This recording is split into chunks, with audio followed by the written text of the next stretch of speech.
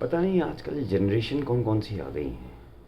Generation x Y होती थी, Z आ गई, फिर अल्फ़ा बीटा गामा सिग्मा, पता नहीं कितनी सारी जनरेशन हैं।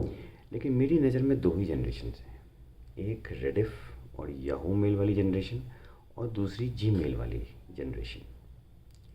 जो मैंने रेडिफ और याहू वाली जनरेशन थी, उसने हिस्ट्री के बुक्स में पढ़ा भैया, इंडिया गॉट इंडिपेंडेंस इन 1947, और ये पढ़ते हैं India introduced its liberalisation policy in 1991।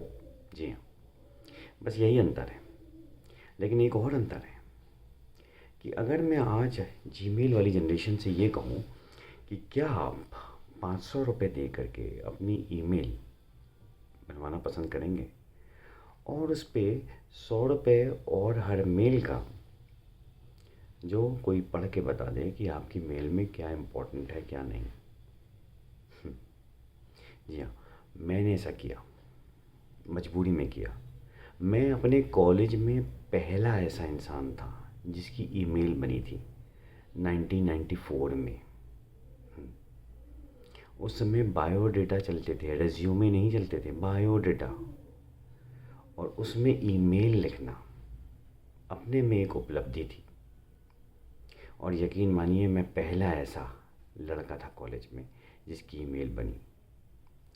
तो हुआ यूँ कि मेरे घर के पास एक साइबर कैफ़े खुला। उसमें बहुत सारे डेस्कटॉप्स रखे हुए थे, कीबोर्ड्स, एसी लगा हुआ था।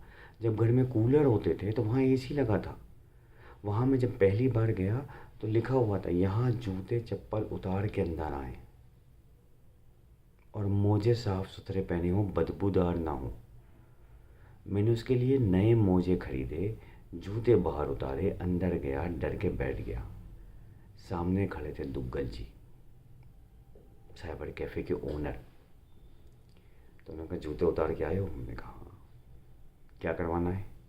मैंने कहा जी ईमेल बनवानी है। ठीक है, बन जाएगी। 20 रुपये में ईमेल बनाई उसने मेरी, और आज के 500 रुपये के बराबर है। ईमेल बनी, उसके बाद कहते हैं अपना आई कार्ड है। मैंने आई कार्ड दिखाया। मैं थोड़ा सा डर गया। मैंने कहा इसमें कोई पुलिस वुलिस का चक्कर तो नहीं हुआ? तो कह रहे पुलिस को दुग्गल साहब संभाल लेंगे, उसके अलग होंगे 10 रुपये। तो 10 रुपये ऊपर से देने पड़े कि अगर मामला पुलिस तक गया तो क्या होगा। बनवाने के बाद 30 रुपये देने के बाद मैं घर आ रहा था, डरा सहमा हुआ कि कहीं ऐसा तो नहीं पुलिस मेरे घर पे आ जाएगी जो मैंने ईमेल बनवाई है। और यकीन मानिए, आधे घंटे के अंदर दुग्गल साहब का फ़ोन लैंडलाइन पे आता है। मोबाइल नहीं थे हमारे पास। फॉर्चुनेटली फ़ोन मैंने उठाया, दुग्गल साहब ने कहा तुरंत आ जाओ, 5 रुपये लेके आना। 5 का नोट मैंने रखा और मैं दौड़ा भागा गया, 2 मिनट के अंदर पहुंचा। मैंने कहा क्या हो गया? कहने लगे याहू ने तुम्हारी रिक्वेस्ट एक्सेप्ट कर ली है, देखो एक मेल आया है। जो साला ऑटो जनरेटेड आता है मेल इनबॉक्स में पहला, वो दिखा रहा है मुझे, और उसके 5 रुपये अलग से ले लिए। जीमेल वाली जनरेशन, तुम ये नहीं समझोगे, मुस्कुरा रहे होगे, हंसी आएगी, लेकिन ये एक पीड़ा है जो हमने सही है। उसके बाद मुझे समझाता है, ये कोई गर्लफ्रेंड का चक्कर मत रखना। ईमेल करना 10 तरह के इंस्ट्रक्शन दिए, जिसमें कि कभी लव मत लिखना, हमेशा लाइक लिखना, आई लाइक यू। जैसे ही लव लिखोगे वो तुम्हें जवाब देना बंद कर देगी। तो मैंने एक मेल लिखी एक लड़की को फ्रेंडशिप के लिए। उस समय पेन फ्रेंड हुआ करते थे, जानते हो जीमेल वाले? पेन फ्रेंड क्या होता है? पेन फ्रेंड हमारे बच्चों के मैगज़ीन्स में आती थी, बड़ों के भी मैगज़ीन्स में आती थी। पेन फ्रेंड बनाते थे, चिट्ठियाँ लिखते थे। लेकिन मैं नए ज़माने का था, मैंने कहा ईमेल लिखते हैं। तो ईमेल लिख के मैंने लास्ट में लिखा सिंसियरली योर्स, और ईमेल सेंड हो गई। दुग्गल साहब ने 12 घंटे बाद बुला लिया, फिर से 5 रुपये लिए। कहने लगे मैं जानता हूँ तुमने एक मेल भेजी है किसी को। अब मैं भौचक्का सा कि दुग्गल साहब को कैसे पता कि मैंने कोई ईमेल भेजी है, उसमें सिंसियरली योर्स लिखा है। दुग्गल जी मेरे लिए किसी भगवान से कम नहीं थे।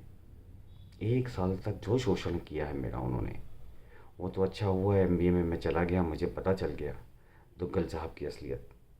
लेकिन क्या करूँ, दुग्गल साहब क्या, दुकान बंद हो गई।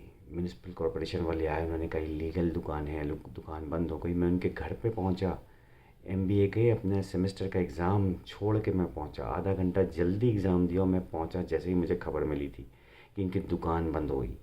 मैंने जाके कहा दुग्गल साहब आप मुझे 200 रुपये दें तो मैं एक मेल कर दूँ म्यूनिसिपल कॉरपोरेशन। तो दुग्गल साहब ने कहा नहीं बेटा, यहाँ मेल से काम नहीं चलेगा, यहाँ नोटों से काम चलेगा। दुग्गल साहब ने मुझे वो सीख दी है जो मैं ज़िंदगी में कभी भूल नहीं पाऊँगा। और जीमेल वालों, ये थी कहानी, आप बीती इतनी पीड़ा, इतना संघर्ष मेरे जीवन का।